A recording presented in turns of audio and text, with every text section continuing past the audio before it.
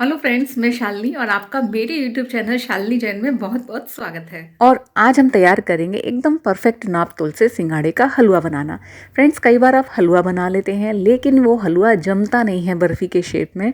मतलब जो आप इतनी मेहनत करते हैं सिंगाड़े के आटे का हलवा बनाने में, वो सारी मेहनत बेकार चली जाती है और टेस्टी भी नहीं बनकर तैयार होता है। कई बार मीठा ज़्यादा हो जाता है, कई बार कम हो जाता है, कई बार जो पानी का रेशियो होता है वो समझ में नहीं आता है कितना रेशियो डालना है। तो आज मैं आपको परफेक्ट तरीका बताऊंगी सिंगाड़े का हलवा बनाना कि किस तरीके से आप एकदम बढ़िया हलवा बना सकते हैं। 250 ग्राम आटा ले लीजिए। 250 ग्राम आटे में लगभग 200 ग्राम चीनी डाली जाएगी। यानी जैसे आप 250 ग्राम में 200 ग्राम चीनी डाल रहे हैं, 600 ग्राम का बना रहे हैं तो लगभग 400 ग्राम चीनी डालिए। 1 किलो का बना रहे हैं तो लगभग 800 ग्राम चीनी डालिए। ठीक है। अब चीनी को हम सबसे पहले थोड़े से पानी में घोल लेंगे। चीनी को घोल कर डालना ज़रूरी है। यदि आप साबुत चीनी डालेंगे तो हलवे में लास्ट तक वो किरकिर आएगी, दाना दिखाई देगा। आटे को कम आंच पर भून लेना है सबसे पहले, यानी हलवा बनाने से पहले आटे को ज़रूर से भून लीजिए। आटा भून जाए इसकी क्या पहचान है? अच्छी सी खुशबू आने लगेगी आटे में। इसका रंग चेंज नहीं करना है हमें, बस केवल अच्छी सी खुशबू आनी चाहिए। तो 5 मिनट में ही हमारा आटा भुनकर तैयार हो जाता है। आटा भुन गया है, हमने गैस को बंद कर दिया है। अब इसे ठंडा होने के लिए रख दें। अब हलवा बनाने के लिए मोटे तले की और बड़े साइज़ की कढ़ाई ले लें। हमें हलवा बनाने के लिए मोटे तले की कढ़ाई चाहिए। यदि पतले तले की कढ़ाई में हलवा बनाएंगे तो नीचे तली में चिपक जाता है। आटा डाल दें। अब जिस पानी में हमने चीनी को घोला था वो पानी ले लें और उसमें धीरे धीरे करके डालें। यानी थोड़ा थोड़ा करके पानी मिक्स करेंगे। एकदम से डाल देंगे तो उसमें गुठले पड़ जाएंगे और हलवा अच्छा नहीं बनेगा। और इसे किसी चीज़ से चलाते जाएं, चम्मच या विस्कर। और लगे आपको इसमें भी थोड़े से गुटले हैं तो हाथ से थोड़े से गुटले सही कर लें। अब हम इसमें पानी मिक्स करेंगे। पानी का रेशियो कितना होता है? यानी 1 भाग आटे का और 3 भाग पानी का, यानी आटे का 3 गुना इसमें पानी डाला जाएगा। आटे का घोल शुरू में पतला रखना होता है क्योंकि जैसे जैसे आप इसे पकाएंगे हलवा गाढ़ा होता जाएगा। तो हमारा जो घोल की कंसिस्टेंसी है वो बिल्कुल इस तरीके की होनी चाहिए। घोल बनकर तैयार है तो इसे गैस पर रख देते हैं, लेकिन अभी गैस को ऑन नहीं करेंगे। तो हलवा बनाने से पहले कुछ स्टील की प्लेट ले लीजिए और उन्हें घी से ग्रीस कर लीजिए। सबसे पहले ये काम कर लीजिए।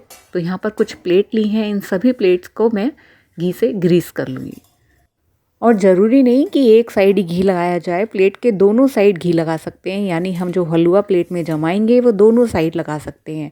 ऊपर की साइड हलवा डालने के बाद आप इसे पलट दें थाली को और पीछे भी हलवा डाल सकते हैं। ठीक है। इस तरीके से हम दोनों तरफ का इस्तेमाल कर सकते हैं। प्लेट को हमने ग्रीस कर लिया है। अब गैस को ऑन कर देते हैं और हलवा बनाना शुरू करते हैं। सबसे पहले हम गैस को तेज़ रखेंगे। जैसे जैसे गाढ़ा हलवा होना शुरू हो जाएगा हम गैस को कम कर देंगे और कम आंच पर लगातार चलाते हुए हम गाढ़ा होने तक हम इसे पकाएंगे।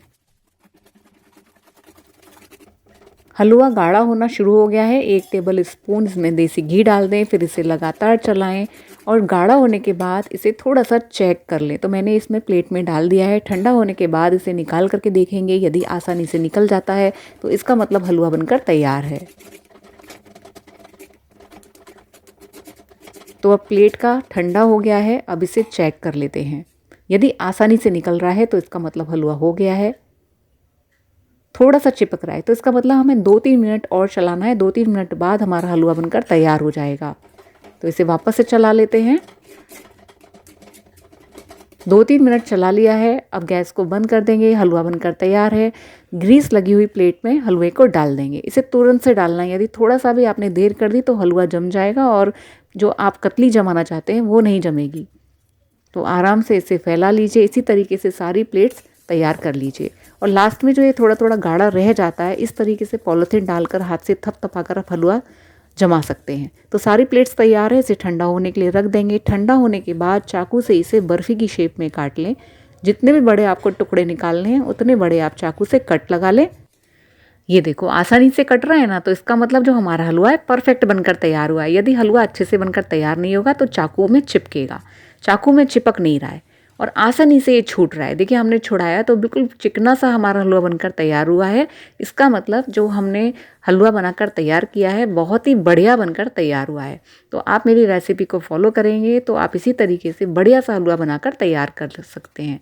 अब हम सारे को काट लेते हैं और एक बड़े से बर्तन में निकाल लेते हैं।